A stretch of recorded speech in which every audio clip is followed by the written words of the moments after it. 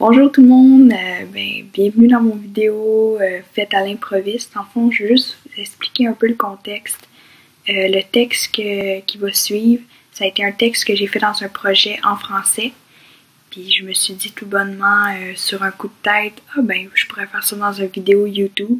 Ça me tentait de le partager, donc j'ai fait des choses vraiment à l'improviste avec des petites vidéos que j'ai rassemblées avec un texte que j'ai dicté avec une caméra, puis c'était comme flou, il y avait du fond, du bruit de son, comment on dit ça? Du bruit de fond, puis j'ai dû comme enlever ça, tu sais, c'était vraiment comme amateur, mais j'espère que vous allez aimer. Moi j'ai vraiment adoré faire le montage, c'était vraiment une bonne expérience, fait que je compte en faire peut-être d'autres dans le futur, qui sait. Donc je vous souhaite d'apprécier, puis voilà. Bye! Aussi, je voulais juste ajouter, je suis désolée pour la qualité du son, ça se peut que vous compreniez pas tout. Montez votre son, puis essayez d'en déduire les mots flous. Donc voilà.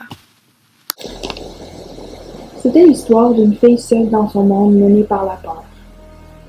Dans sa tête, on y trouvait autrefois un monde féerique rempli de fleurs, de papillons, de magie et d'espoir. Au cours des années, la demoiselle grandit et son univers intérieur, jadis constitué de lumières époustouflantes et de rires enchantés, s'assombrit avec le temps.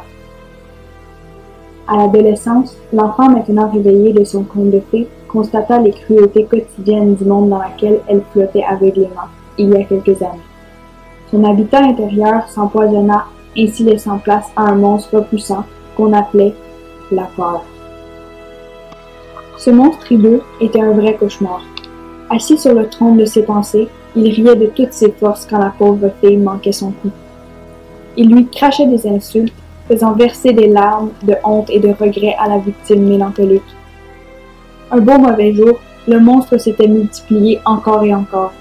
Il s'était propagé et caché un peu partout derrière le masque humain de son entourage. La bête hideuse était partout. Elle se trouvait dans les familles, à l'école, à l'épicerie et même au restaurant. Les gens étaient devenus de pauvres robots, les pieds cloués au sol et la tête plongée dans un nuage gris. La douleur était routinière, la peur avait gagné le combat contre l'humanité. La fille, survivant encore par l'espoir qu'elle avait gardé dans sa poche, décida que c'était assez. Trop de temps perdu, trop de moments gâchés à être apeurés. Amenez-moi la peur que je sorte mon épée, disait-elle, les yeux enflammés et le cœur déchiré.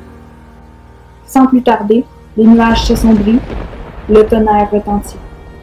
Le vent faisait des rafales, les arbres s'écrasèrent sur le sol, les pas de la bête assourdissant firent un vacarme inquiétant.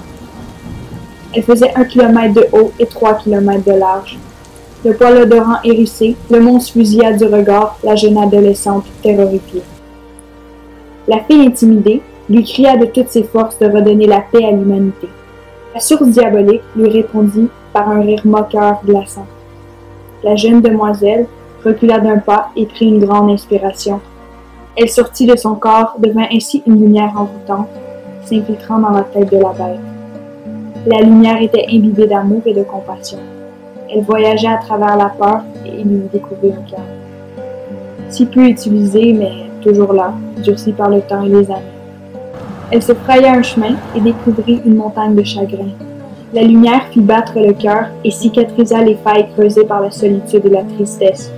La peur était maintenant guérie. Ce monde ainsi décrit se nomme la Terre.